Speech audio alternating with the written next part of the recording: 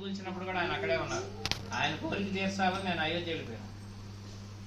అంతకుముందు శంకుస్థాపనకి 5 వెండిటికలు ఇచ్చారు. మోడీ గారు శంకుస్థాపన చేశారు.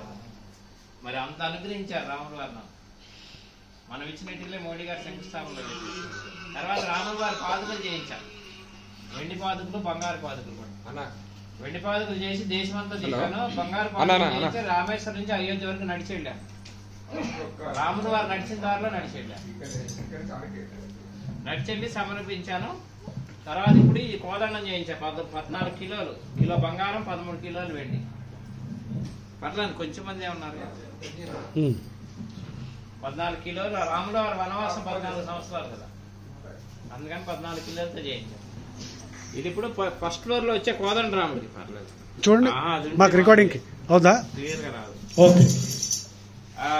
ఫస్ట్ ఫ్లోర్ లో వచ్చే కోదండ రాముడి చేతిలో ఉంటుంది. ఇవాళ నిన్న వార్షికోత్సవం స్టార్ట్ అయింది. 1 year అయిపోయింది. తిథి ప్రకారం నిన్న అభిషేకాలు చేశారు. ఈ రోజు కూడా 3 రోజుల కార్యక్రమం. ఇది ఫస్ట్ ఫ్లోర్ లో వచ్చే కోదండ రాముడికి సమర్పిస్తాను. దేశమంతా తిప్పి అన్ని పూజలు చేయించి అందరూ. దీన్ని పెద్ద పెద్ద పీఠాధిపతులు అందరూ పూజలు చేశారు. శృంగేరి, కంచి, తిరుమల, ద్వారకా, తిరుమల, సింహాచలం, మొత్తం అన్ని పెద్ద పెద్ద పుణ్యక్షేత్రాలన్నీ చేయిస్తున్నాను. అట్లా అదే ప్రాసెస్ లో వైజాగ్ వెళ్ళినప్పుడు నాన్నగారు పరిచయం అయ్యారు. మహానుభావుడు. మా నాన్నగారి పేరు రామ్ బాబా. రామ్ బాబా అమెరికాలో వెళ్ళి రామాయణం మీద లెక్చర్లు ఇచ్చారు ఆయన. నాకు రోజు కూడా మంచి పంపిస్తున్నారు. అలాంటి వాడు ఉండబట్టే రాముడు వారు ఇంకా మనకి అట్లా రోజుకి అన్నప్రసాదం ఇస్తాం ఉచితంగా. 1000 మంది వరకు భోజనం చేస్తారు మన దగ్గర అయోధ్యలో. మీరు ఎప్పుడు వచ్చినా అయోధ్యకి నా నంబర్ పెట్టుకుని ఫోన్ చేయండి, అన్ని ఏర్పాట్లు చేస్తారు. సుబ్బారావు గారు, మీరు రాముడికి అడ్డంగా ఉన్నారు, కూర్చోండి. జై శ్రీరామ్. మీరు ఇటు వచ్చేయండి. మాకు రాముడిని కవర్ చేస్తున్నారండి, మీరు లక్ష్మణుడిని.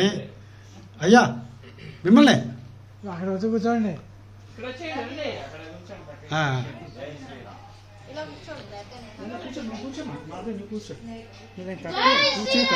జై శ్రీరామ్.